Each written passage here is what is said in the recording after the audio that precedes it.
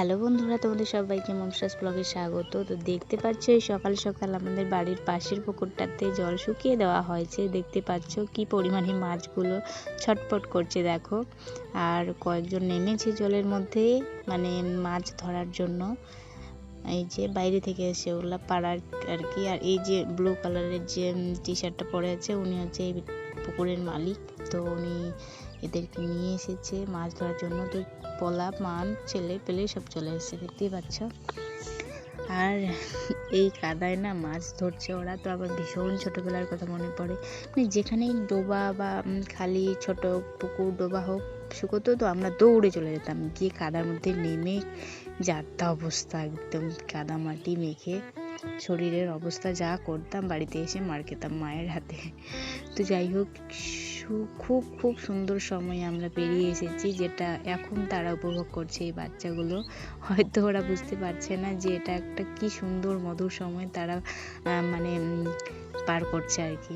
যেটা আমরা পেরিয়ে আসছি সেটা ওরা এখন উপভোগ করছে, তাই না? তোমরা কে কে এভাবে জলে কাদায় নেমে মাছ ধরতে ভালোবাসো এবং ছোটবেলায় মাছ এভাবে ধরেছো? কারা কারা অবশ্যই আমাকে কমেন্টে জানাবে। হ্যাঁ, আর কার কার ভালো লাগে এরকম কাদামাটিতে নেমে জলে মানে কাদামাটিতে নেমে মাছ ধরতে আর কি, বলো অবশ্যই কমেন্টে জানাবে। আর এই যে একটুখানি জল আছে, সেইগুলো জলও মানে যে মোটর সিস্টেম করেছে ওই দিক দিয়ে জলগুলো চলে যাচ্ছে আর হালকা হালকাভাবে শুকিয়ে আসছে। হ্যাঁ, দেখতেই পাচ্ছ, কেউ বালতি নিয়ে কেউ হাঁড়ি নিয়ে নেমেছে। এদিকে হাঁসের বাচ্চাগুলোকে দেখো, ওরা কি আনন্দে মাছ খাচ্ছে দেখো। যদিও ওইসব বড় বড় মাছ ওদের হয় না, মানে কি বলে, ওদের সাইজের না, অনেক বড়, তাই না? আর বড় হাঁসগুলো নেই এখন, সব ছোট হাঁসগুলো এখানে আছে। আর এই যে বালতিতে করে বড় বড় মাছগুলো নিয়ে যাচ্ছে, মালিকটা তো খুব দৌড়াদৌড়ি করছে, কারণ মাছগুলো না মরে গেলে খুব অবস্থা খারাপ হয়ে যাবে, যার জন্য সে দৌড়াদৌড়ি করে মাছগুলোকে অন্য পুকুরে ছাড়ার ব্যবস্থা করছে আর কি, লাফাতে করে। আর এই যে কাদা শুকিয়ে দিয়েছে, তো মাছগুলো প্রচুর কাদা খেয়ে নিয়েছে, যার জন্য মাছগুলো না মরে যাওয়ার ভয়টা বেশি, তাই তাড়াতাড়ি করে তুলছে আর কি।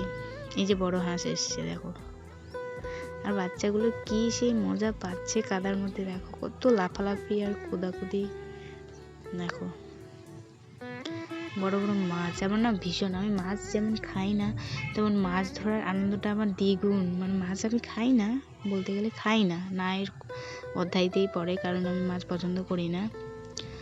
তো মাছ ধরতে আমি ভীষণ ভালোবাসি, ভীষণ ভীষণ উৎসুক আমি। আমার তো মনে করছিল যে আমিও নেমে যাই, সত্যি এমনটা মাছগুলোকে দেখে। এই যে দেখতে পাচ্ছ, আর এপাশে মোটর চালু করা আছে, এই যে দেখতে পাচ্ছ।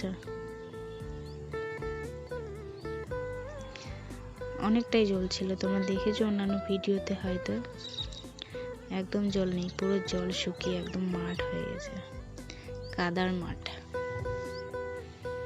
দেখো অনেক বড় পুকুর, লম্বা। বাচ্চাগুলো কেমন দৌড়াচ্ছে দেখো কাদার মধ্যে,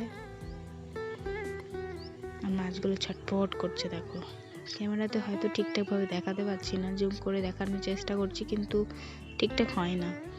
তো ভীষণ ভীষণ মানে মাছগুলো চঞ্চল করছিল, মানে কেমন যেন করছিল জলের মধ্যে, মানে জল নাই কাদার মধ্যে ছটপট করছিল আর কি।